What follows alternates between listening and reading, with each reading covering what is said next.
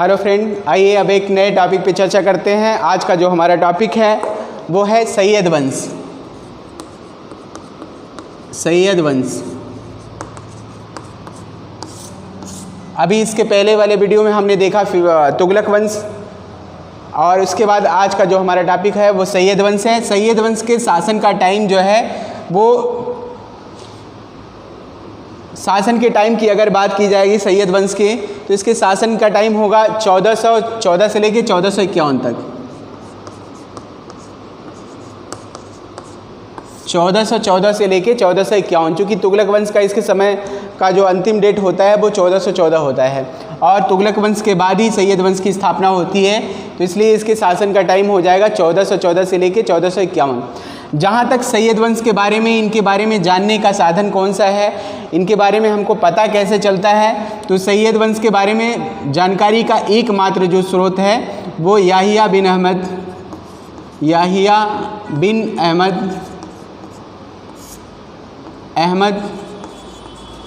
सरहिंदी याहिया बिन अहमद सरहिंदी ने एक ग्रंथ लिखा जिसका नाम था तारीख ए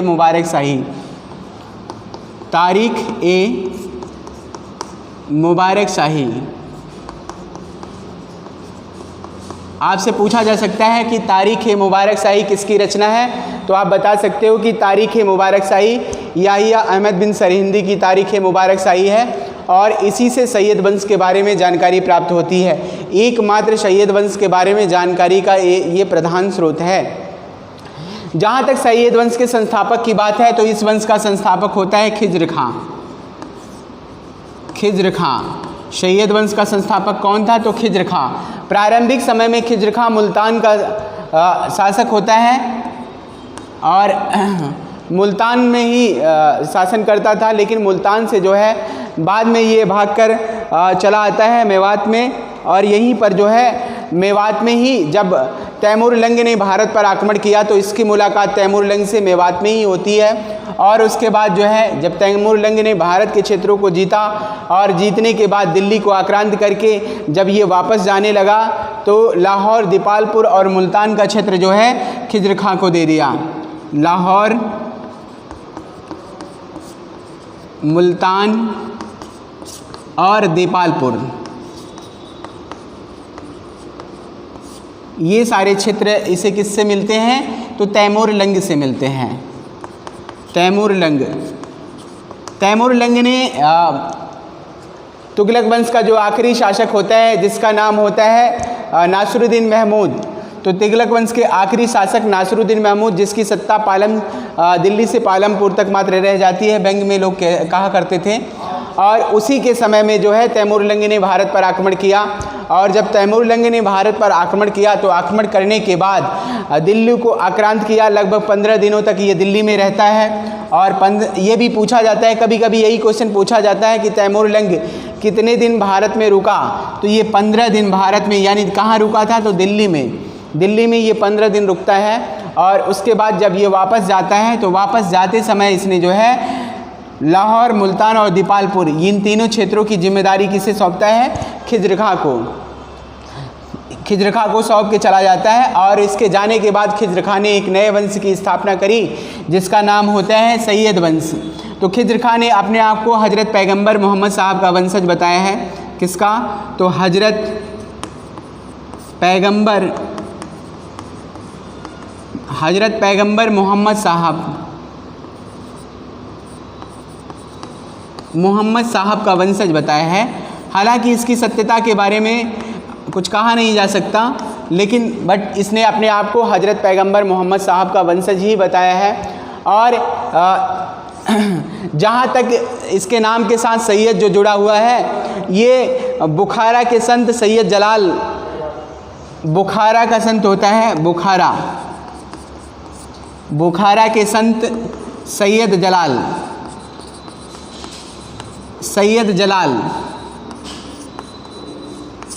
बुखारा के संत सैयद जलाल के नाम पर ही इसने अपने आप को सैयद कह के पुकारा और उसके बाद इसके नाम के साथ सैयद जुड़ जाता है, इसीलिए इसको सैयद वंश के नाम से संबोधित किया जाता है। तो कभी अगर ये पूछे कि सैयद वंश का नाम सैयद वंश कैसे पड़ा, तो आप बता सकते हो कि बुखारा का एक संत था जिसका नाम होता है सैयद जलाल, और सैयद जलाल के नाम के साथ ही इसने अपने नाम को जोड़ दिया और इसीलिए इसको सैयद वंश के नाम से संबोधित किया जाता है। खिज्र खां के शासन की टाइम की अगर बात किया जाए तो खिज्र खां 1414 से लेके 1421 तक शासन किया। कब से लेके कब तक? तो 1414 से लेके 1421 तक इसके शासन का टाइम है खिज्र खां का। और खिज्र खां के समय में इसने जो है खिज्र खां ने सुल्तान की उपाधि धारण नहीं करी, बल्कि इसने अपने आप को जो है क्या कहा, तो इसने अपने आप को जो है ये रैयत आला कह के संबोधित किया। उपाधि ये पूछा जाता है, इसकी उपाधि क्या थी? रैयत आला। ठीक है, तो आपसे ये बड़ा इंपॉर्टेंट प्रश्न है, कई बार ये प्रश्न आ चुका है और हमेशा पूछा जाता है कि रैयत आला किसकी उपाधि थी। अगर ये पूछा जाए तो आप बता सकते हो कि रैयत आला खिज्र खां की उपाधि होती है। क्यों? क्योंकि इसने अपने आप को सुल्तान की उपाधि नहीं धारण की, बल्कि रैयत आला की उपाधि से ये संतुष्ट रहा। जबकि इसके विपरीत में शेरशाह सूरी ने हजरत आला की उपाधि धारण की थी। तो ये भी क्वेश्चन लगे हाथ आपको बता देते हैं कि शेरशाह सूरी ने किसकी उपाधि धारण की थी? शेरशाह सूरी। तो शेरशाह सूरी ने जो है हजरत आला। ठीक है, तो ये दोनों उपाधियाँ आपको याद रहना चाहिए कि रैयत आला किसकी उपाधि है और हजरत आला किसकी उपाधि है। तो जब कभी पूछे कि रैयत आला, तो आप बता सकते हो कि रैयत आला खिज्र खां की और हजरत आला किसकी उपाधि है? तो शेरशाह सूरी की हजरत आला ये उपाधि होती है। और इसने अपने आप को सुल्तान नहीं कहा, रैयत की उपाधि से ही अपने आप को संतुष्ट रखा। और इसने नियमित रूप से तैमूरलंग का जो पुत्र होता है शहरुख,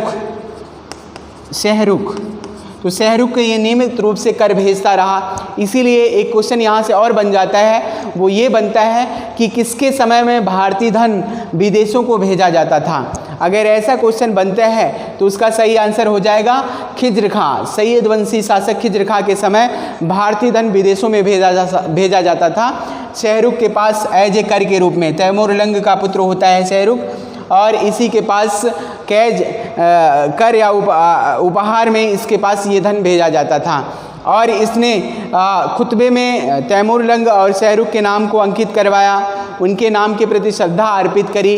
तो इसका मतलब है कहीं न कहीं ये अपने आप को तैमूरलंग से ही जोड़कर देखता था। तैमूरलंग से अपने आप को इसने अभी तक पृथक नहीं किया था। उसके प्रति श्रद्धा अर्पित करने के लिए, स्वामी भक्ति दिखाने के लिए ही उसने ऐसा किया था। और इसने खुतबे में से तुगलक शासकों के नाम को हटाया नहीं था। तो ये भी पूछा जा सकता है कि खिज्र खां ने क्या तुगलक वंश के शासकों के नाम अपने खुतबे में से हटाया था? तो इसने तुगलक वंश के शासक तुगलक वंश के शासकों के नाम खुतबे से नहीं हटाया। ठीक है, तो खुतबे से तुगलक वंश के शासकों का नाम नहीं हटाता। ये अगर पूछे तो आप बता सकते हो। ठीक है, और इसने खुतबे से इनका नाम नहीं हटाया बल्कि इनके नाम को चलने दिया। और इसने सोने चांदी की चूँकि इसके समय कमी हो जाती है और इसीलिए कुछ विद्वानों ने कहा कि इसका नाम तुगलक वंश के शासकों का सिक्कों से नहीं हटाता। और इसका उद्देश्य तुर्की अफगानों और तुर्की सरदारों को संतुष्ट करना था। उनकी प्रजा के प्रति उनकी प्रजा को संतुष्ट करने के लिए ही इसने ऐसा किया था। ठीक है, तो कभी भी पूछे कि इसने तुगलक के शासकों का नाम खुतबे से क्यों नहीं हटाया, तो इसके दो रीज़न थे। पहला रीज़न तो आप दिखा सकते हो कि सोने और चांदी की कमी थी, इसीलिए जो है सिक्कों से इसने इस तुगलक वंश के शासकों का नाम नहीं हटाता। और दूसरा तुर्की और अफगानों के प्रति सम्मान व्यक्त करने के लिए और तुर्की और अफगानी प्रजा का सहयोग प्राप्त करने के लिए इसने खुतबे से जो है तुगलक वंश के शासकों का नाम नहीं हटाता। तो ये दोनों बातें आप इसके बारे में बता सकते हैं। खिज्र खां का जब दिल्ली पर अधिकार हो जाता है तो दिल्ली पर अधिकार होने के साथ साथ इसका पंजाब, मुल्तान और सिंध पर भी इसका अधिकार हो जाता है। जब इसने दिल्ली पर अधिकार किया तो पंजाब, मुल्तान और सिंध, पंजाब, मुल्तान और सिंध का जो क्षेत्र होता है, इन क्षेत्रों पर भी इसका अधिकार हो जाता है। हालांकि चेलाम और झेलम नदियों के बीच में खोखरों का ये क्षेत्र होता है और खोखर यहाँ पर विशेष रूप से प्रभावी होते हैं और खोखरों ने खिज्र खां को बहुत परेशान भी किया। खिज्र खां का खोखरों के साथ युद्ध भी हुआ और उस युद्ध में जो है खोखरों को ये समाप्त नहीं कर पाता, तो कहीं न कहीं खोखरों ने इसको बहुत ज़्यादा ही खिज्र खां को खोखरों ने परेशान किया। खिज्र खां ने सीमाओं को विस्तार का कोई प्रयत्न नहीं किया था, बल्कि इसने इक्ताओं यानी सूबा, सिकों यानी जिले, इक्ता, यहाँ से भी एक क्वेश्चन बनता है, इक्ता को क्या कहते हैं? तो इक्ता को कहते हैं सूबा और सिख को क्या कहते हैं? सिख को क्या कहते हैं? जिला। ठीक है, तो इक्ता, एक क्वेश्चन यहाँ से भी बनता है, इक्ता व्यवस्था का व्यापक उल्लेख कहाँ मिलता है? तो तूसी ने एक पुस्तक लिखा था सियासतनामा, तो ये भी पूछा जा सकता है किसकी पुस्तक सियासतनामा है? तो तूसी की एक पुस्तक है सियासतनामा, और इसी में इक्ता व्यवस्था का व्यापक रूप से उल्लेख मिलता है। ये क्वेश्चन एक बार सिविल में आ चुका है और हमेशा पूछा भी जाता है, कई सारे एग्ज़ामों में भी पूछा जाता है। थोड़ा सा डीप में अगर जाता है तो डीप में जाने के बाद ये क्वेश्चन बना सकता है, तो आप इसको जानते रहिएगा। जब कभी अगर आपसे पूछे कि इक्ता व्यवस्था का व्यापक रूप से कहाँ उल्लेख मिलता है, तो आप बता सकते हैं कि इक्ता व्यवस्था का व्यापक रूप से उल्लेख जो है तूसी द्वारा लिखित पुस्तक सियासतनामा में ही मिलता है। और जहाँ तक इक्ता व्यवस्था का अर्थ है, तो इक्ता का प्रारंभ किसने किया था? तो इक्ता का प्रारंभ जो है लगे हाथ इसको पूरा बता दे रहे हैं आपको। इक्ता व्यवस्था का जो प्रारंभ है वो इल्तुतमिश के समय में प्रारंभ होता है। इल्तुतमिश ने ही इक्ता व्यवस्था को प्रारंभ किया। प्रारंभिक समय में इक्ता जो होता था, ये ज़मीन के टुकड़े से इसका अर्थ लगाया जाता था। ज़मीन का टुकड़ा होता था इक्ता व्यवस्था, और ज़मीन का टुकड़ा सैनिकों को एज ए वेतन के रूप में दिया जाता था। उनको नगद वेतन नहीं दिया जाता था, बल्कि इक्ता दिया जाता था, अर्थात ज़मीन का टुकड़ा दिया जाता था और उसी इक्ता के द्वारा ही इनको जो है पेमेंट दिया जाता था। लेकिन बाद के समय में ये इक्ता जो एज ए ज़मीन का टुकड़ा सैनिकों को पेमेंट के रूप में दिया जाता था, इसने क्या किया कि ये इक्ता व्यवस्था आगे चलकर जो है प्रांत के रूप में परिवर्तित हो गई, यानी सूबा। इक्ता को अब क्या कहा जाने लगा? बाद के समय में सूबा कहा जाने लगा।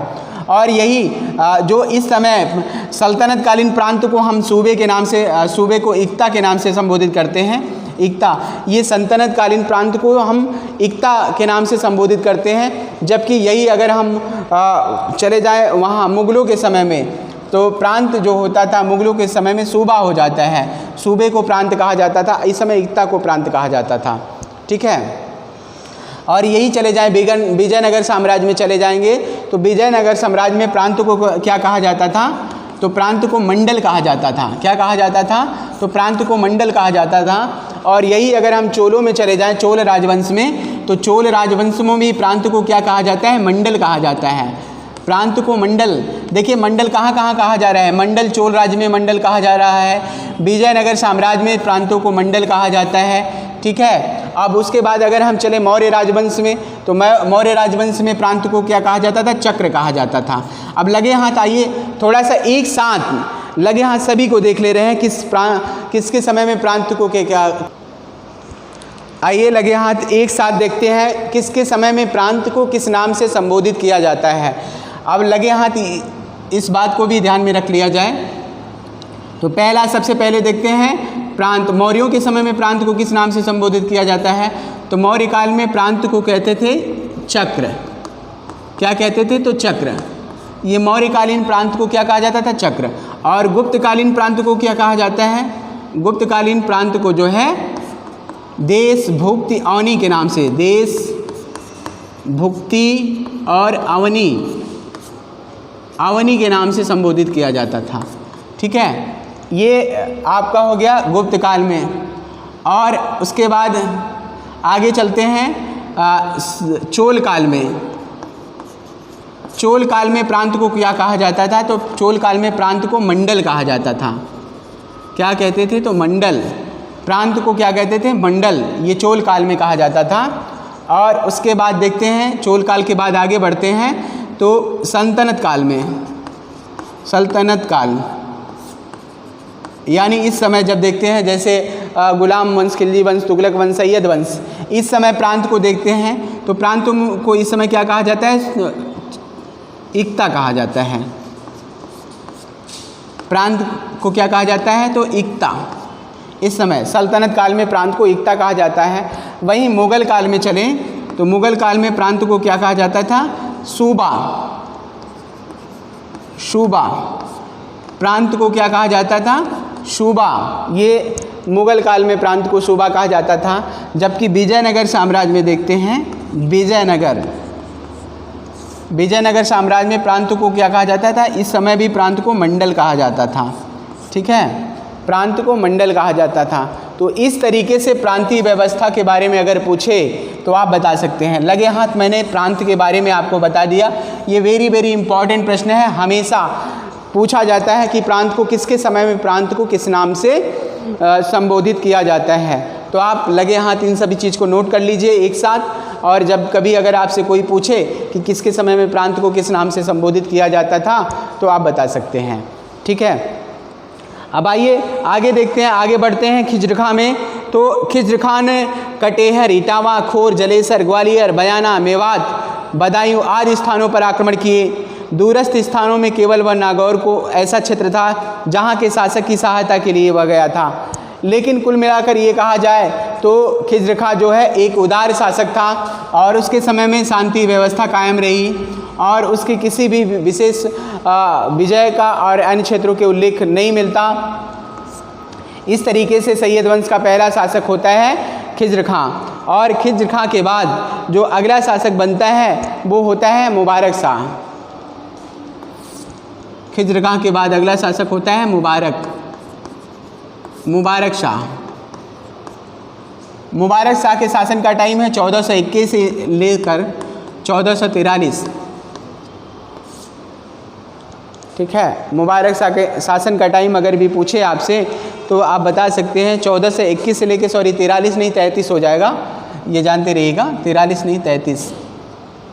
ठीक है, 1421 से लेकर 1433 ये मुबारक शाह के शासन का टाइम है। और इसी को मुबारक शाह को ही याह्या बिन अहमद सरहिंदी की लिखी गई तारीख़ ए मुबारक शाही,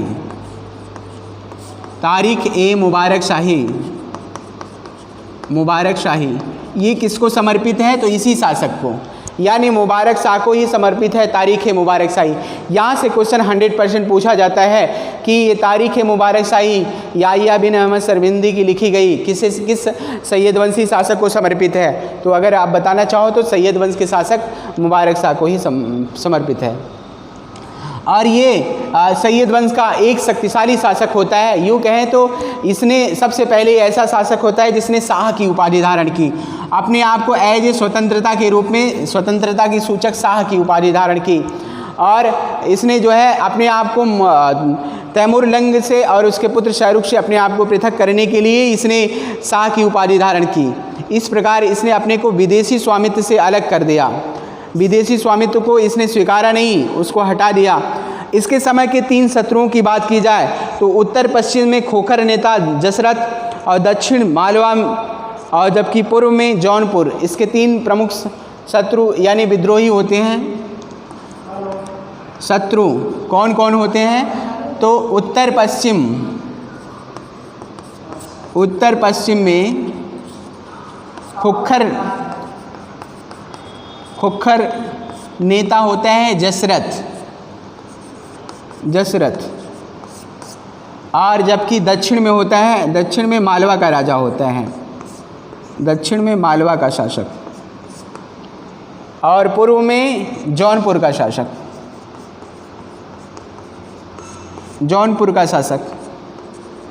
पूर्व में इसका विरोधी होता है। तो इसके समय के ये 3 ऐसे शत्रु होते हैं, जिसमें से जसरत जो होते हैं खोखर नेता, जसरत ने इसको बड़ा परेशान किया। इसने मुबारक शाह ने जसरत के विरुद्ध अभियान भी किया, लेकिन ये अभियान पूरी तरह से सफल नहीं होता।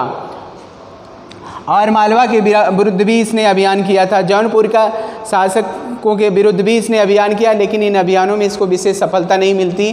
बाद में जो है इसने मालवा के शासक को पराजित करने के लिए ही लोधी वंश का जो बाद में आगे चल के शासक होता है बहलोल लोधी, उस लोधी वंश के शासक को भी इसने आमंत्रित किया और बुलाया था, लेकिन इसका भी विशेष इसको कोई लाभ नहीं मिल पाता। तो इस तरीके से मुबारक शाह अपने समय में जो है इसने इन सभी विद्रोहियों का सामना किया। और यद्यपि इसने राजस्व वसूल करने के लिए मुबारक को उस पर कई बार आक्रमण करने पड़े। हालांकि जौनपुर के शासक इब्राहिम से मुबारक का झगड़ा मुख्यतः बयाना, कालपी और मेवात के आधिपत्य को लेकर होता था। मुबारक को काबुल के नायब सूबेदार शेख अली के आक्रमण का भी मुकाबला करना पड़ा। शेख अली काबुल का शासक होते हैं, काबुल का शासक शेख अली, काबुल के शासक शेख अली के आक्रमण का भी इसे सामना करना पड़ा। तो इस आक्रमण को भी इसने जो है ये कहें इस आक्रमण में भी इसको विशेष सफलता नहीं प्राप्त होती। और 19 फरवरी 1434 को इसके वजीर सरवर मुल्क ने धोखे से मुबारक का वध कर दिया। और इस तरीके से इसका एक ये कहें तो एक सैयद वंश के एक शक्तिशाली शासक का अंत होता है। ठीक है, 1434 में इस तरीके से इसका अंत हो जाता है मुबारक शाह का। और मुबारक शाह ने ही मुबारकाबाद की स्थापना की थी। तो अगर पूछा जाए कि मुबारकाबाद की स्थापना किसने की, तो मुबारक शाह ने। और इसकी हत्या किसने की थी, तो सरवर उल मुल्क ने। सरवर उल मुल्क जो इसका वजीर होता है, सरवर उल मुल्क, ठीक है, इसका वजीर होता है सरवर उल मुल्क, और इसी ने इसकी हत्या कर दी थी। और इस तरीके से मुबारक शाह का अंत होता है। और मुबारक शाह के बाद जो अगला शासक होता है वो होता है मोहम्मद शाह। मुबारक शाह के बाद अगला शासक होता है मोहम्मद शाह।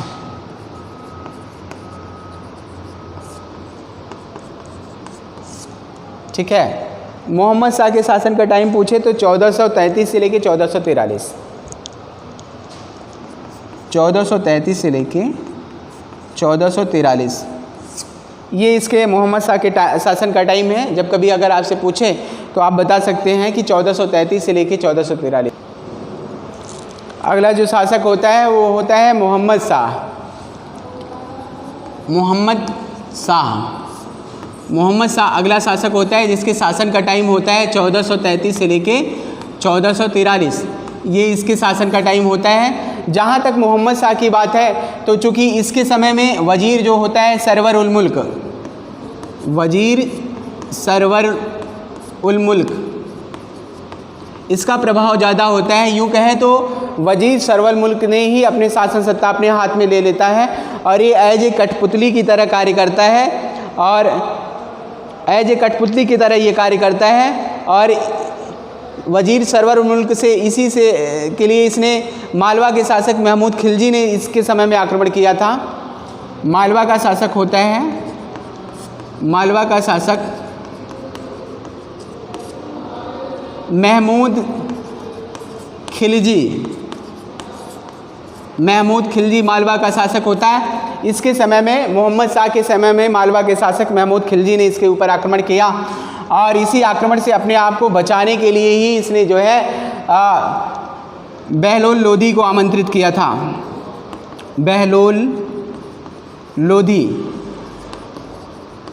लोधी को इसके लिए बचाव के लिए आमंत्रित किया। बाद में इसने बहलोल लोधी को पुत्र कह के पुकारा और इसे खान खाना की उपाधि दी। किसकी? तो खान खाना। खाना की इसने उपाधि दी थी, ठीक है, उपाधि दी, जानते रहिएगा, कभी भी पूछा जा सकता है। तो बहलोल लोदी को पुत्र कह के पुकारा और खाना की उपाधि दी। और इसी के समय में जब वजीर सरवर मुल्क का प्रभाव ख़त्म हो जाता है तो वजीर सरवर मुल्क के बाद इसने अपने नायब सेनापति कमाल उल मुल्क को सैयद वंश के प्रति एक वफादार जो था उसको वजीर को समाप्त करने के लिए सरदारों का एक पृथक गुट बना लिया। वह चालाकी से अपनी भावनाओं को छिपाए रखा तथा वजीर ने उसके बयाना के विद्रोह को दबाने के लिए भेजा। सेना की सत्य समाप्त करके कमाल उल मुल्क ने अपनी योजना को सभी के सम्मुख रख दिया और अपनी सेना को दिल्ली वापस लेकर आ गया। वजीर ने इस षड्यंत्र को देखकर सुल्तान का वध करने का प्रयत्न किया, परंतु सुल्तान स्वयं इस षड्यंत्र में शामिल था। अतः कमाल उल मुल्क ने मिलकर सरवर उल मुल्क की हत्या कर दी, ठीक है। चूँकि ये सरवर उल मुल्क सुल्तान को मारने के लिए इसके कमरे के कक्ष में जाता है और जब इसके कमरे के कक्ष में जाता है तो सुल्तान मोहम्मद शाह के जो अंगरक्षक होते हैं उन अंगरक्षकों ने सरवर उल मुल्क की हत्या कर दी। इस तरीके से सरवर उल मुल्क के बाद वजीर के पद पे कमाल उल मुल्क नियुक्त होता है, कमाल उल मुल्क।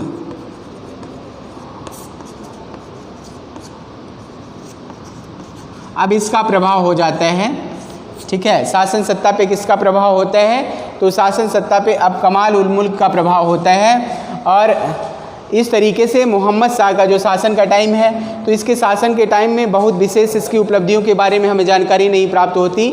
बस यही कुल मिलाकर ये कहा जा सकता है कि ये इसके समय में धीरे धीरे सैयद वंश का पतन का प्रारंभ हो जाता है मुबारक शाह के समय में। और मुबारक शाह के बाद जो है अगला इस वंश का जो शासक होता है वो होता है अलाउद्दीन हसन शाह। अलाउद्दीन हसन शाह, अलाउद्दीन हसन शाह 1443 से 1451, 43 से 1451, ये अलाउद्दीन हसन शाह का शासन का टाइम है। जब भी कभी पूछे तो 1443 से लेकर 1451 ये अलाउद्दीन हसन के शासन का टाइम है और ये सैयद वंश का अंतिम शासक होता है। आपसे पूछा जाता है तो अंतिम शासक कौन था, तो सैयद वंश का अंतिम शासक,